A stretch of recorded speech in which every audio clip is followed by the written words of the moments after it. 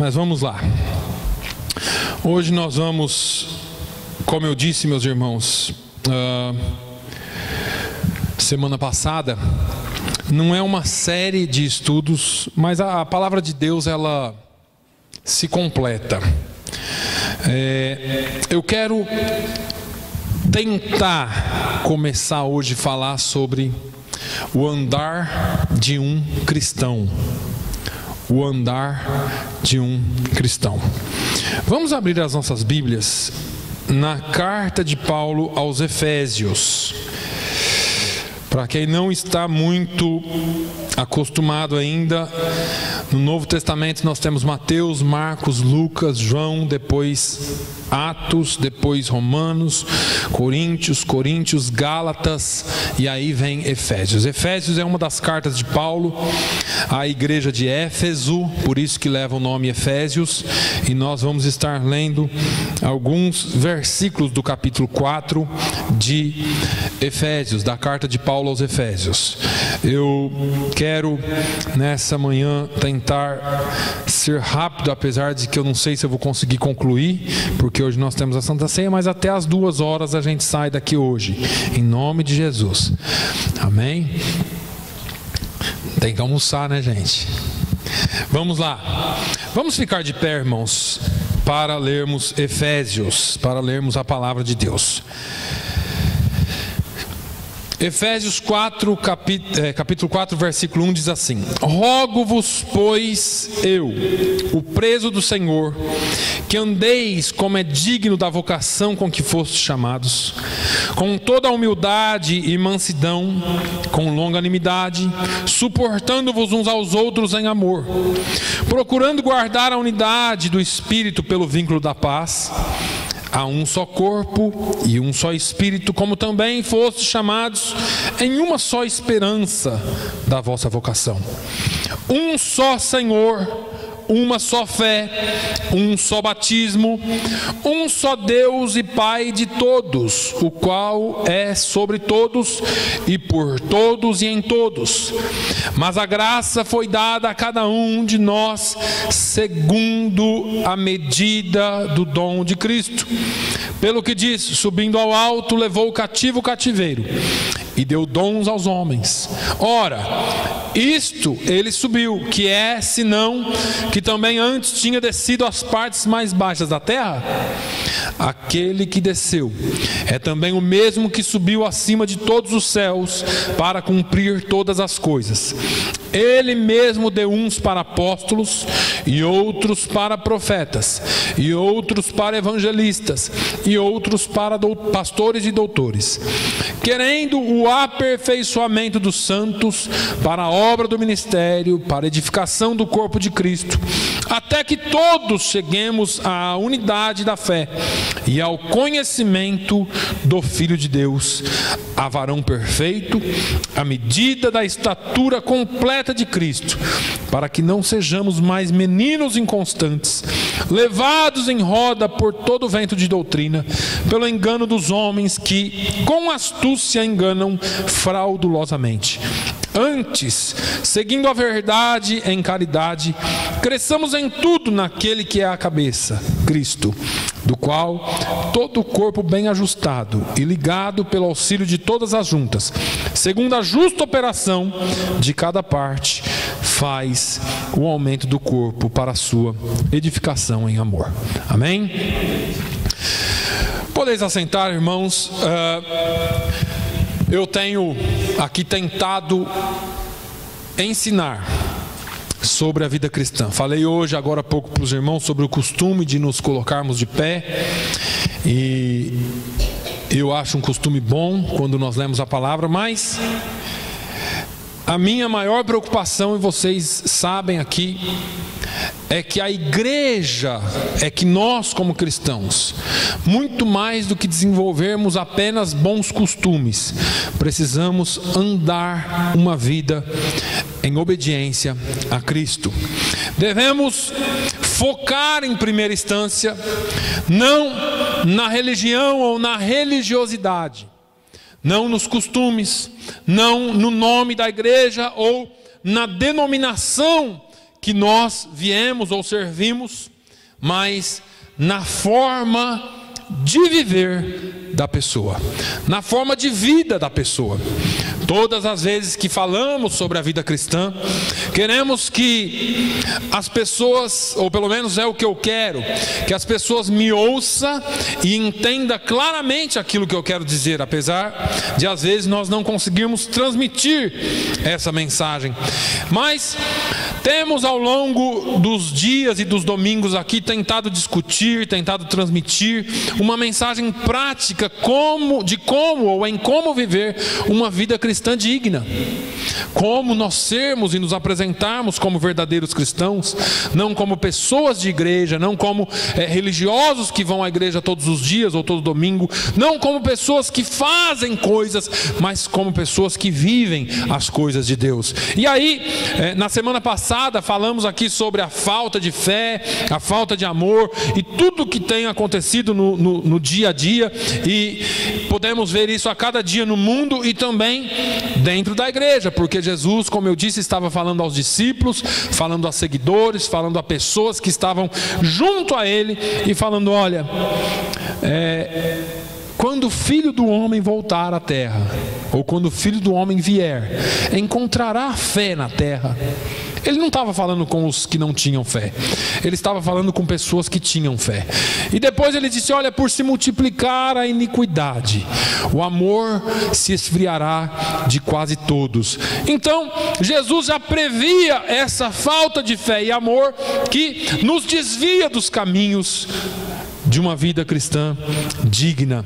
O apóstolo Paulo, quando ele escreve aos Efésios, ele dá uma orientação muito clara, como nós lemos aqui hoje, de como devemos nos portar como cristão ou como cristãos e como Deus espera que andemos. Essa palavra andar, ela é muito bem clara aqui, porque ela não está falando de andarmos, do verbo andar propriamente disso, mas ela deixa implícito que é forma de vida.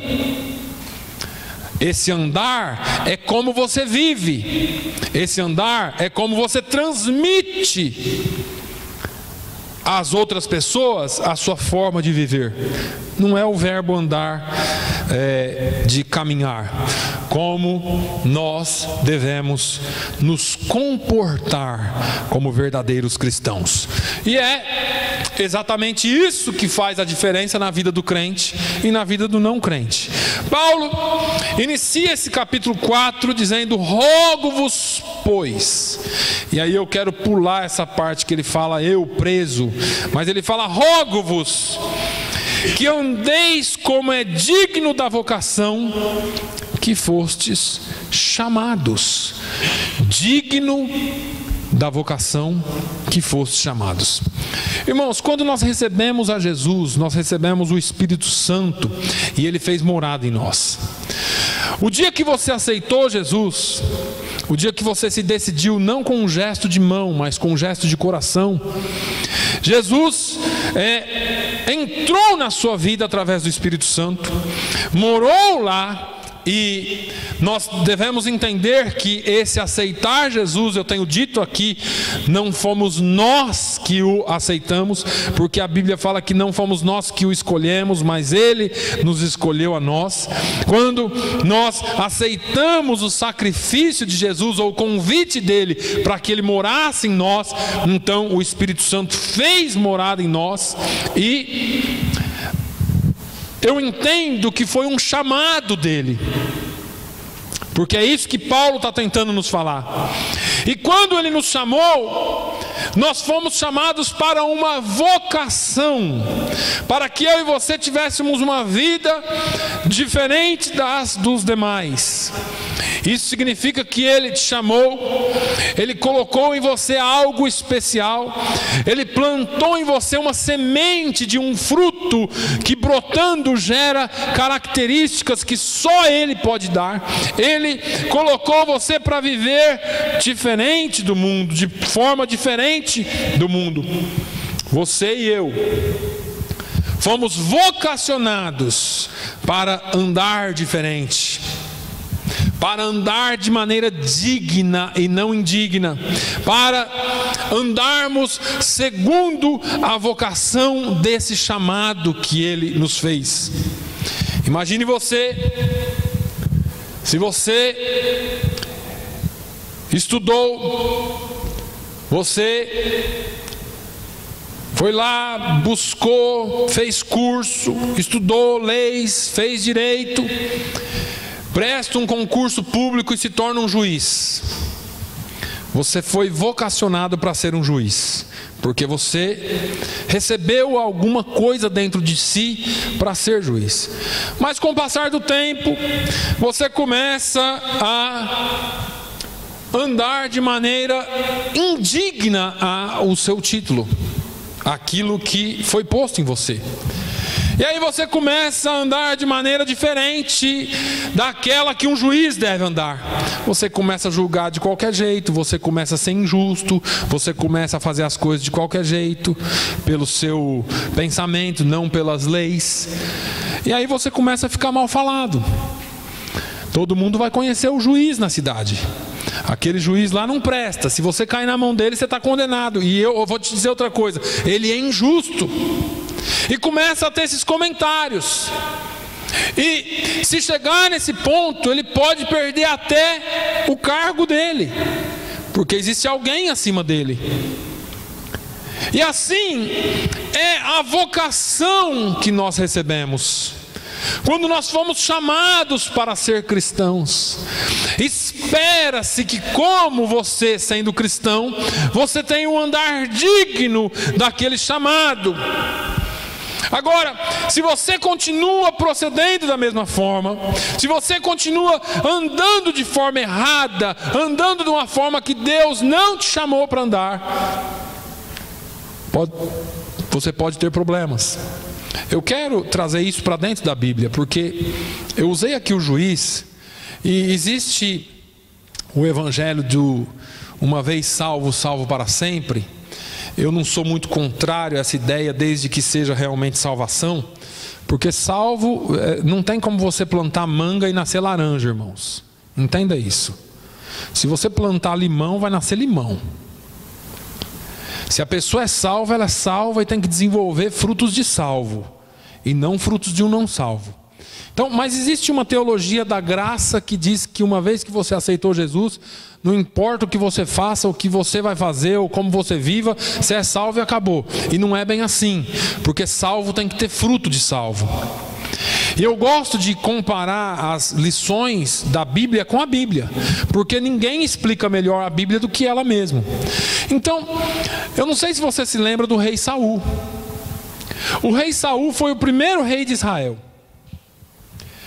O povo de Israel chegou em Samuel e falou assim: profeta, nós não queremos mais ser dirigido pelo profeta ou por Deus. Nós agora queremos um rei, porque todas as nações têm um rei. Aquilo entrou no coração do profeta Samuel como uma faca, como um punhal, e ele foi falar com Deus. E Deus falou assim: Samuel, não se preocupe, Samuel, porque eles não rejeitaram a ti, eles rejeitaram a mim. E aí Deus falou: eu vou dar um rei para eles, mas avisa eles a carga que vai ser ter um rei. Porque agora, por exemplo, na questão econômica, o povo de Israel tem que pagar, ou tem pela lei de Moisés, que entregar 10% de tudo que ele ganha. Mas quando vier o rei, isso não vai ser assim. Você vai ter tributos, o rei vai pegar seus filhos e colocar para a guerra, para morrer. O rei vai pegar as suas filhas e colocar para servi-lo. Então a carga vai ser muito maior, mas se eles querem um rei, mas avisa eles. Samuel foi lá, avisou, e o povo: não, nós queremos um rei. Todo mundo tem um rei, eu quero um rei. E aí Samuel então foi e falou com Deus. Aí, quando nós falamos de Saul, as pessoas falam assim: ah, Saul foi escolha do povo. Não, senhores. Ninguém pode dizer que Saul não foi escolhido por Deus. Apesar do povo ter rejeitado, mas foi Deus quem escolheu Saul. Lá em Samuel, em 1 Samuel 9,16, a Bíblia diz que Deus diz assim para Samuel: amanhã, a estas horas, te enviarei um homem da terra de Benjamim, o qual ungirás por capitão sobre o meu povo de Israel. E ele livrará o meu povo da mão dos filisteus, porque tem olhado para o meu povo, porque o seu clamor chegou a mim. Deus escolheu Saul. Saul era o primeiro rei de Israel. A Bíblia diz que não havia nenhum homem mais bonito do que ele na terra. Olha só. Não tinha nenhum homem mais bonito do que ele em todo Israel. Diz que ele era formoso, bonito, alto, forte. Um homem que toda mulher queria casar. E Deus escolheu ele para ser rei. Agora, o que acontece? Saul é ungido rei, andou nos caminhos do Senhor, só que chegou em um certo momento que ele se perdeu na caminhada, que o orgulho cresceu, que aquilo que era de Deus ele achou que era dele. E aí Saul tinha tudo para ter e ser aquilo que Davi teve e foi, mas ele preferiu sair da presença de Deus.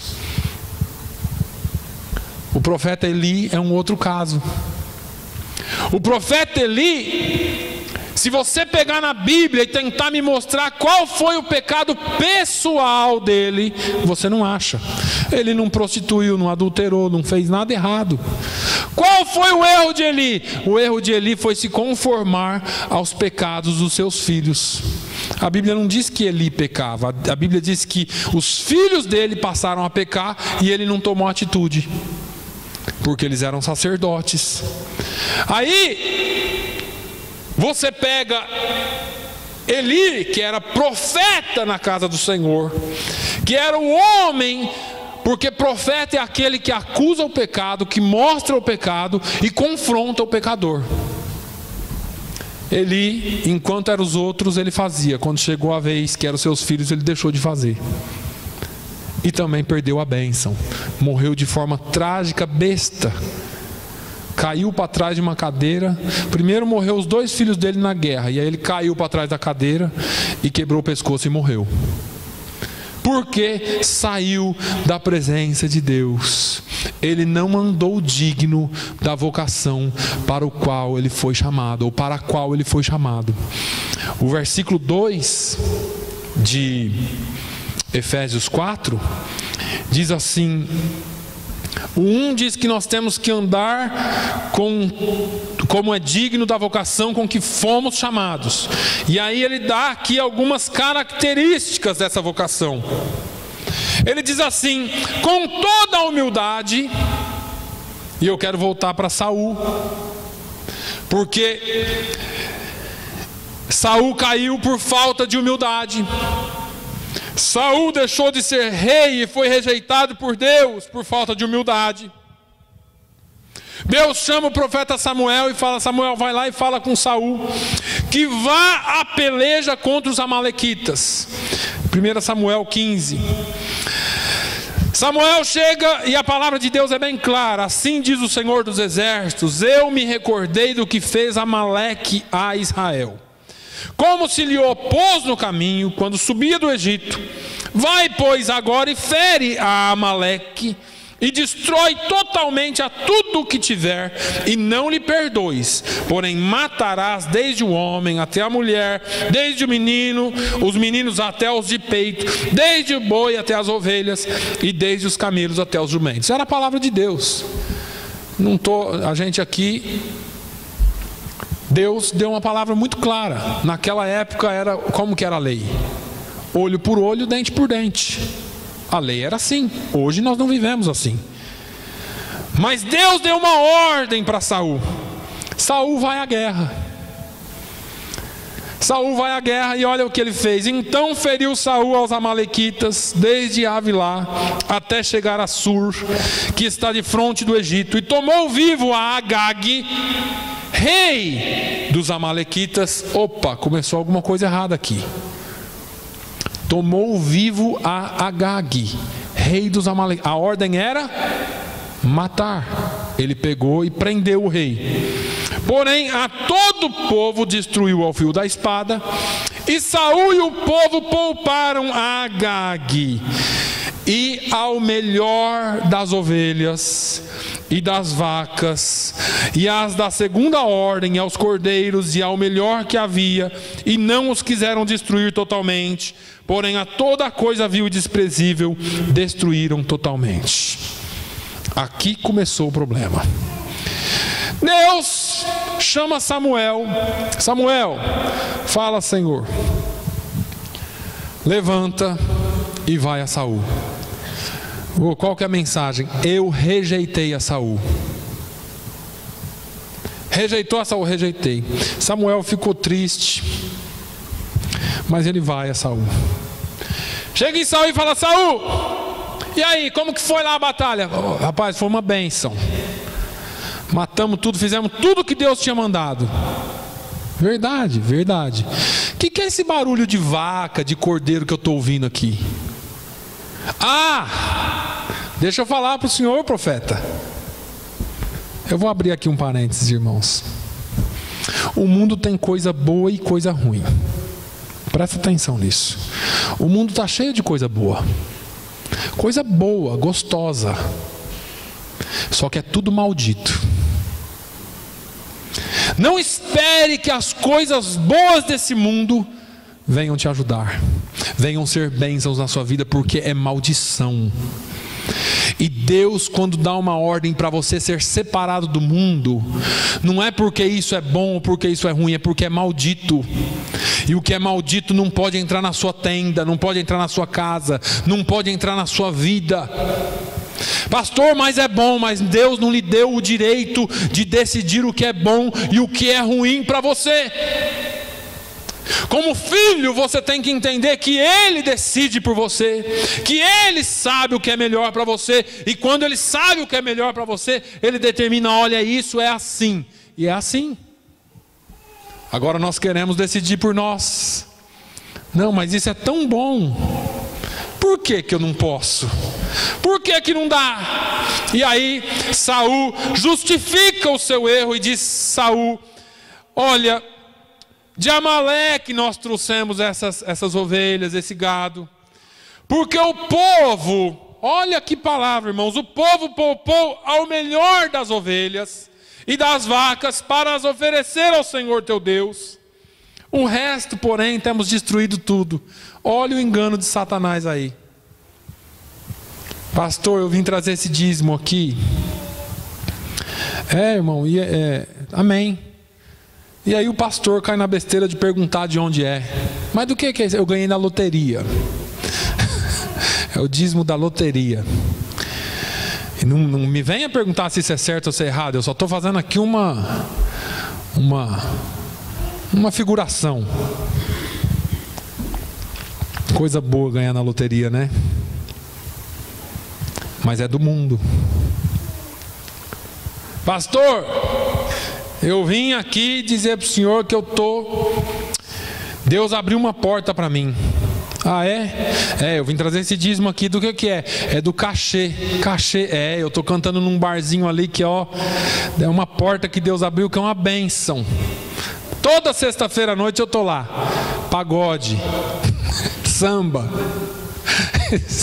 E aí, é bom, Deus abre portas, mas essa não é para você.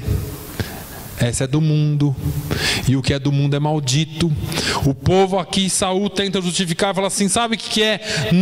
Olha aqui, porque o povo poupou ao melhor das ovelhas, o povo poupou ao melhor das vacas para oferecer ao teu Deus. Olha a enganação. Já que é dízimo, entra aqui, vai. Dízimo é dízimo, qualquer um serve. Deus não precisa de dinheiro. Deus requer santidade. Deus requer vida santa na presença dEle. Deus lá queria vaca e ovelha, irmãos. Ele é o Criador de todas as coisas, mas aquilo era maldito aos olhos dEle. Aí Samuel fala a Saul, fala assim: Saul, porventura, olha só onde Samuel tocou, por isso que eu estou falando de humildade aqui. Porventura, sendo tu pequeno aos teus olhos, não foste colocado por cabeça das tribos de Israel, e o Senhor te ungiu rei sobre Israel. Olha, Saul, quando você era humilde, quando você estava correndo atrás das jumentas do seu pai, Deus mandou você lá na minha casa e ungiu você rei. Mas porque você era pequeno aos seus olhos, porque você não se achava no direito de decidir por Deus. Quem somos nós, irmãos, para quando Deus fala assim, ó, faz isso, você fala assim, acho que Deus, ele deve estar meio enganado. Não é possível, Deus, onde que Deus está com a cabeça para falar para eu não fazer isso? E às vezes nós fazemos isso. Deus fala, não faz, e você fala, eu vou fazer porque eu acho que isso é bom. Eu já falei para os irmãos aqui, que algumas vezes eu vou dar aconselhamento, e eu tive a oportunidade de dar um aconselhamento para uma família, e ele perguntou sobre um assunto, pastor, o que o senhor acha disso? Eu falei, olha, eu não vou dizer o que eu acho, eu vou dizer o que a Bíblia acha. E falei tudo que a Bíblia achava, e ele falou, eu não penso assim. Se você não pensa assim, o problema é seu, a Bíblia fala assim, você obedece se você quiser. A pessoa acha que é mais inteligente que Deus, amém? Seja mais inteligente que Deus. Agora, quando Samuel chama a atenção, Saul ainda tenta replicar e passa a culpa a quem? Aos soldados. E aí é mais um problema da falta de humildade. Porque ele diz, antes dei ouvido à voz do Senhor. Eu ouvi ao Senhor. Eu fui para matar tudo. Só que chegou lá, eu caminhei no caminho pelo qual o Senhor me enviou e trouxe a Agag, rei. Deus não mandou trazer rei nenhum. E os amalequitas destruí totalmente. Mas o povo, os soldados, tomou do despojo, ovelhas e vacas, o melhor do interdito, para oferecer ao Senhor Deus em Gilgal. E ele ainda tentou mais uma vez comprar o profeta, com os despojos, com as vacas, com as ovelhas. E Deus não se deixa negociar. Agora, enquanto Saul era pequeno, enquanto ele era humilde, Deus o exaltou e colocou por rei sobre Israel. Agora Saul é grande, é monarca, é rei, decide por si só. Eu já tenho um tempo de crente, eu já sei andar pelos meus próprios caminhos, eu não preciso de conselho de ninguém, eu conheço a Bíblia. Eu sei o que Mateus fala, eu sei o que João fala, eu sei o que Paulo escreveu nas cartas paulinas, eu conheço as epístolas e eu conheço o Apocalipse. Eu já sei tudo de Bíblia. Para que ir na igreja? Para que ouvir conselho? Agora eu posso. E Saul caiu por duas coisas. Primeiro, porque ele não foi humilde, ele se achou grande. Segundo, porque ele quis agradar ao povo. Irmãos, quando Deus nos chama, vai ter um momento que você vai ter que desagradar o povo para agradar aquele que te chamou. Você não tem como agradar Deus e o povo, porque o povo sempre vai ter um pedido daqui, ou uma coisinha dali, ou uma coisinha dali. Mas às vezes você vai ter que dizer não, por amor a Deus, por amor ao seu andar cristão, andar com dignidade, de acordo com o que foste chamados. Agora, se você pegar Jesus, você vai ver que o maior exemplo de humildade foi ele. E a Bíblia nos mostra isso. Nós falamos alguns dias atrás. Jesus foi batizado por um homem, sendo ele o Criador de todas as coisas. Jesus já se fez humilde ao descer. Jesus, ele fez isso para que se cumprisse a justiça de Deus. Então ele estava cumprindo o chamado dele, assim como eu e você deveríamos. Jesus lavou os pés aos discípulos quando eles estavam discutindo o quê? Posições no reino de Deus. Olha, quem que vai ser maior lá? Claro que sou eu, rapaz, eu sou Pedro. Não, é João. João é o mais amado. Não, é o fulano. E aí estavam discutindo quem que era o maior. Jesus vai lá, pega a bacia, toalha, água, lava os pés dos discípulos. Aí Jesus é julgado por um tribunal humano, sendo que ele é o grande e justo juiz. Ele se entregou na cruz por nós, sendo nós ainda pecadores. E Paulo resume muito bem a humildade de Jesus em Filipenses 2, 5 e 8. E Paulo nos dá mais um conselho. Ele diz: de sorte que haja em vós o mesmo sentimento que houve também em Cristo Jesus, que sendo em forma de Deus, não teve por usurpação ser igual a Deus, mas esvaziou-se de si mesmo, ou a si mesmo, tomando a forma de servo, e fazendo-se semelhante aos homens, e achado na forma de homem, humilhou-se a si mesmo, sendo obediente até a morte, e morte de cruz. Ele humilhou-se sendo Deus. Mas Paulo sempre disse de si mesmo: olha, eu sou servo, prisioneiro do Senhor, servo. Pedro, nas epístolas dele, Pedro, servo do Senhor.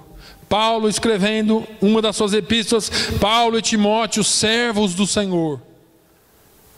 E aí tem gente que eu queria pregar igual Paulo, eu queria ensinar igual Paulo, mas não quer ser servo igual Paulo, não quer passar pelo que Paulo passou. As pessoas querem as glórias. Paulo ainda diz que nós devemos considerar cada um como sendo maiores do que nós mesmos, como sendo mais dignos do que nós mesmos. Agora, vamos continuar, porque o relógio não para.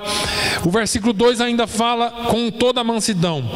Irmãos, para a gente adiantar um pouquinho, mansidão é fruto do Espírito. Nós estamos falando aqui de fruto de salvação. Se você não tiver o fruto, você corre o risco de não ser salvo. Analise bem isso. Precisamos desenvolver a característica de mansidão se quisermos andar dignos da vocação para a qual fomos chamados. Os contrastes bíblicos são muito grandes. Veja que Moisés, quando estava no Egito, sendo tratado ou adotado pela filha de Faraó, ele era tratado como neto do Faraó. Ele era um possível sucessor do trono do rei no Egito. E ele um dia destemperou completamente porque viu um egípcio maltratando um judeu. E ele vai lá e mata o egípcio, cava um buraco e esconde ele debaixo da areia. Aí Deus leva ele para fora do Egito. Ele fica 40 anos para lá. Quando ele volta, ele já tem 80. Mas ele tinha ficado 40 no deserto com o sogro. Ele tinha 40 anos quando matou o egípcio, fugiu para o deserto, ficou 40 anos no deserto e voltou para o Egito para libertar o povo. Aí sai e está já quase no final da vida dele, com o povo de Israel no deserto, mais 40 anos. E aí a Bíblia diz em Números que Moisés, e era o homem Moisés muito manso, mais do que todos os homens que havia sobre a terra. Quase 120 anos para alcançar essa mansidão. E eu chego à conclusão que Deus nos leva por caminhos e caminhos para nos deixar mais mansos ou mais amargos. Você faz a escolha. Paulo perseguia, prendia e consentia com a morte dos santos, dos cristãos. Depois do encontro com Jesus, olha o que a Bíblia diz. O que Paulo diz dele aos Filipenses 4:12: sei estar abatido e sei também ter abundância. Em toda maneira e em todas as coisas estou instruído, tanto a ter fartura como a ter fome, tanto a ter abundância como a padecer necessidade. Eu sou pura paz. Se tiver dinheiro eu estou bem, se eu não tiver também está bem. Se eu tiver preso estou bem, se eu tiver solto eu estou bem. Porque ser manso não pode ser influenciado pelas questões que nos rodeiam. Mansidão é um fruto, é uma das características do fruto do Espírito, e não a circunstância. Se está tudo bem eu estou manso, se o irmão Manuel pisar no meu calo eu não estou mais manso. Eu sou crente, mas eu peço licença para Jesus um minutinho e nós vamos ver aqui o que a gente resolve. E não é assim. Mansidão tem que ser um fruto, tem que ser algo que desenvolve em você. Independente da circunstância, você mantém a serenidade. Pedro não era manso, mas Jesus era. Vem lá Pilatos: olha Jesus, eu tenho poder para te soltar, ou para te matar, ou para te prender. Jesus falou assim com toda tranquilidade: olha, nenhuma autoridade terias se não te fosse dada do alto. Mas tranquilo. Tu és rei dos judeus, tu estás dizendo. Pense numa mansidão. E a gente quer ser como Jesus, mas de vez em quando nosso ser humano fala mais alto do que o nosso ser espiritual. Jesus quer que nós sejamos mansos. Veja que tanto Moisés como Paulo precisaram ser moldados para que chegasse a esse ponto. E ainda assim, quando nós somos moldados, às vezes nós entramos, irmãos, em algumas coisas que não era para entrar. Quando você tiver um tempinho, lê Provérbios. Você vai ver que boca fechada é a melhor coisa que tem para o crente. Mas a Bíblia continua dizendo que nós devemos ter longanimidade. E algumas pessoas confundem essa palavra com paciência. Longanimidade não é paciência. Longanimidade vai além da paciência. Paciência, com o passar do tempo, todos nós adquirimos um pouquinho dela. Longanimidade não é um fruto da carne, mas é um fruto do Espírito. Somente aqueles que têm o Espírito Santo em sua vida pode ter longanimidade. Pode dizer que faz as coisas com longanimidade.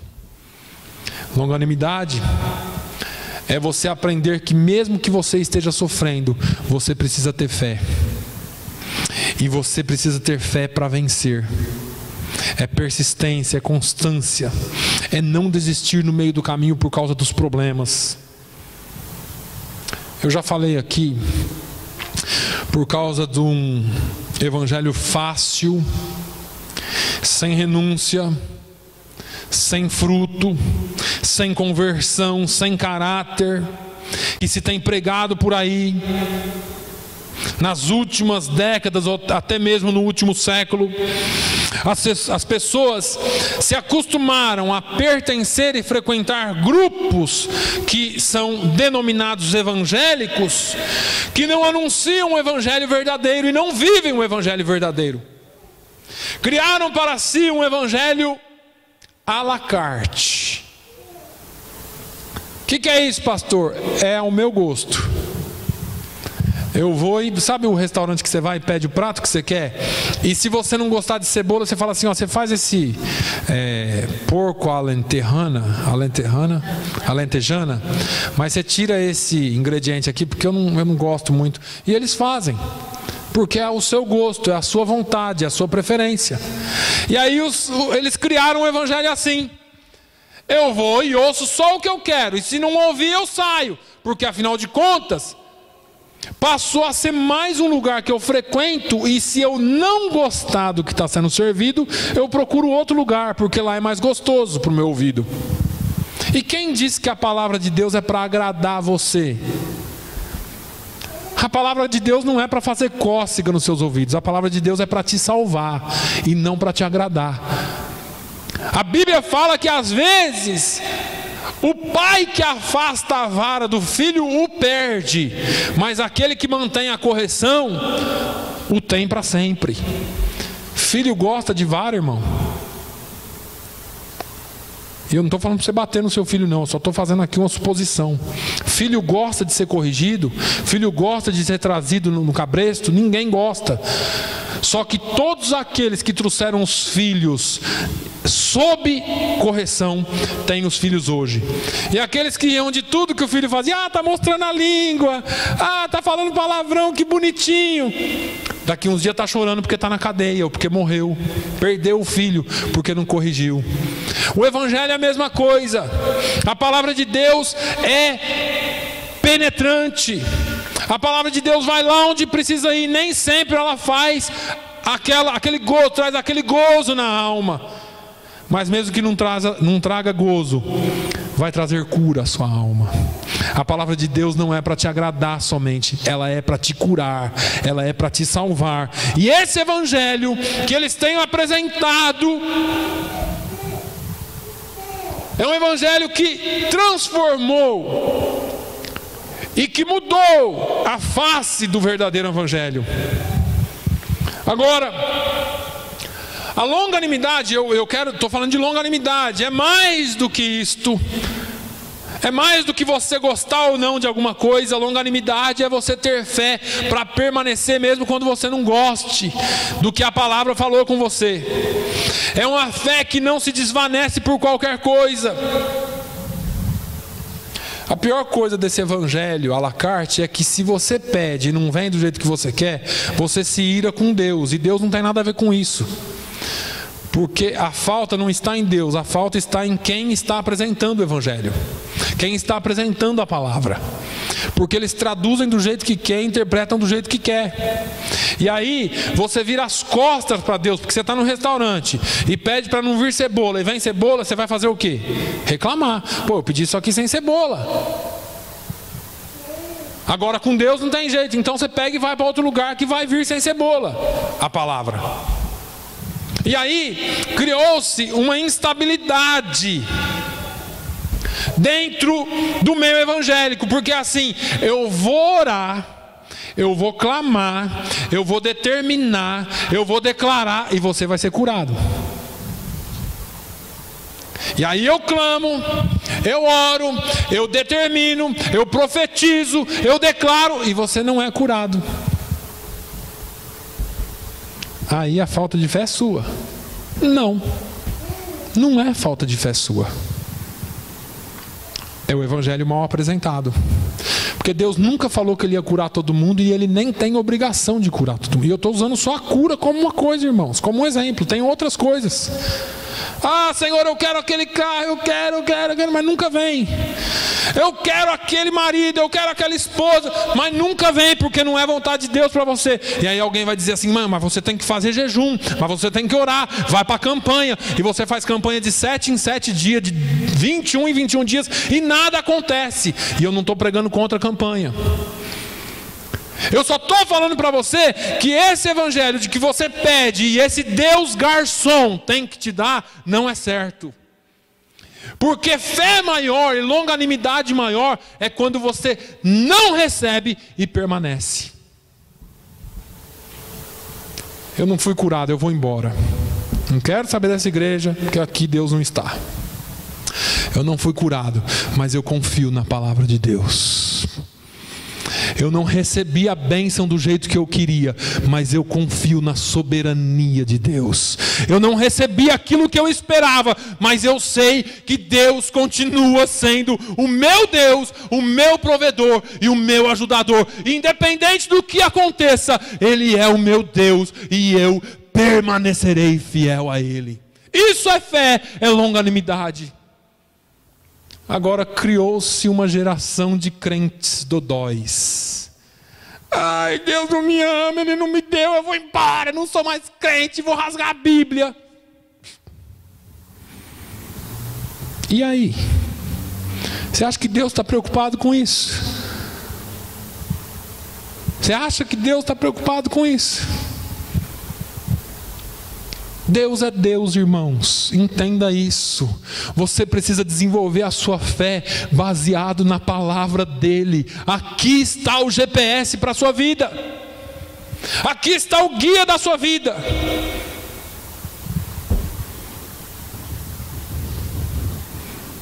Tem hora que eu tenho que me segurar para não falar o que eu quero falar, mas se os irmãos quiserem eu falo.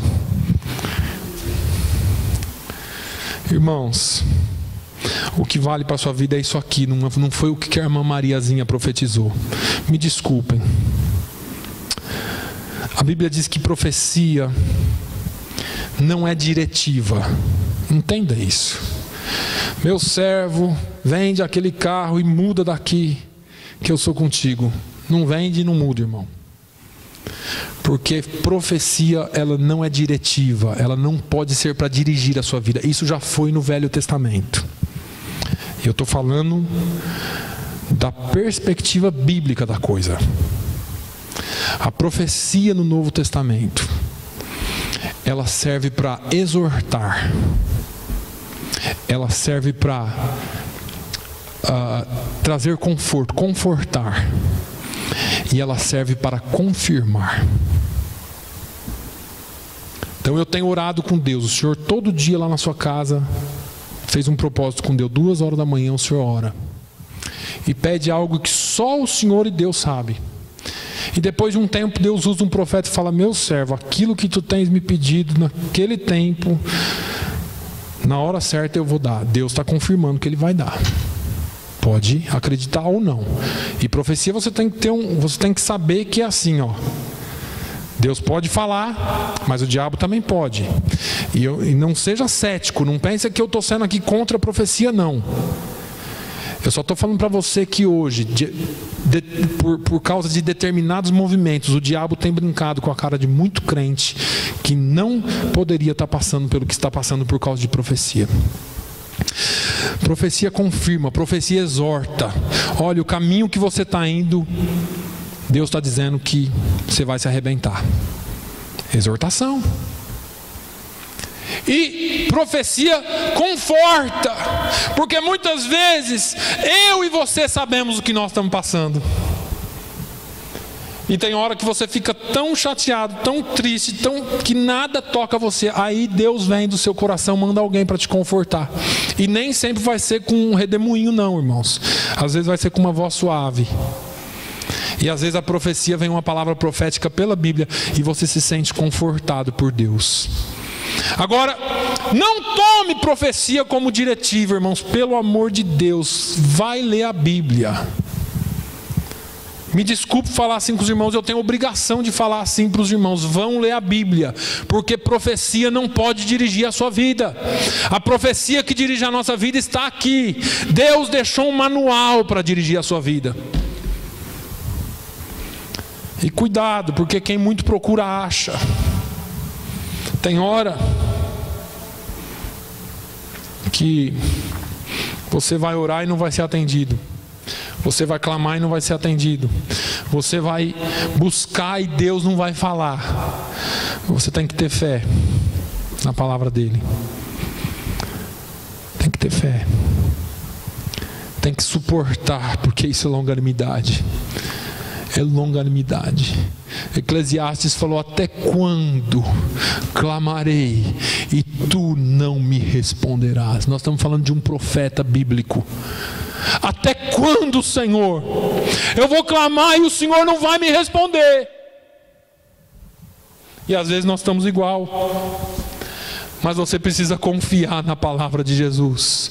Eis que estou convosco todos os dias até a consumação dos séculos. Jesus não te abandona. Você não precisa sentir. E aí está o grande problema hoje. Eu não estou sentindo nada. Mas você precisa confiar, porque isso é longanimidade. É suportar no dia mau, porque o dia mau vem para todos. Só que não é todos que tem que você tem. Você tem a presença do Espírito Santo em você. Você sentindo ou não, Ele está em você. Ele está em você. Tinha um corinho antigo que diz: o Espírito Santo se move em você. Você tem valor. O Espírito Santo se move em você. Porque muitas vezes nós não valorizamos aquilo que nós temos em volta. Porque muitas vezes nós não entendemos aquilo que Deus está fazendo. E não é porque você não entende que Ele não está fazendo. Ele continua trabalhando na sua vida. Eu vou parar por aqui. Semana que vem a gente continua. Mas eu quero que você entenda que você precisa ter fé, longanimidade na presença do Senhor. Amém? Feche os seus olhos. Vamos orar e vamos ministrar a santa ceia do Senhor. Pai, nós te louvamos uma vez mais. Irmão Manuel, irmão Antônio, pode vir aqui à frente. Nós te louvamos uma vez mais, Senhor, pelo teu amor. Nós te louvamos, Senhor, porque o Senhor é fiel. Independente do que nós sentimos ou do que nós não sentimos, nós entendemos que o Senhor nos guia. Nós entendemos que o Senhor está conosco. Nós entendemos, Senhor, que a Tua palavra é primazia em nossas vidas. Senhor, ensina-nos a entender, ensina-nos a fazer de acordo com a Tua palavra. Pai, no nome de Jesus eu oro e agradeço.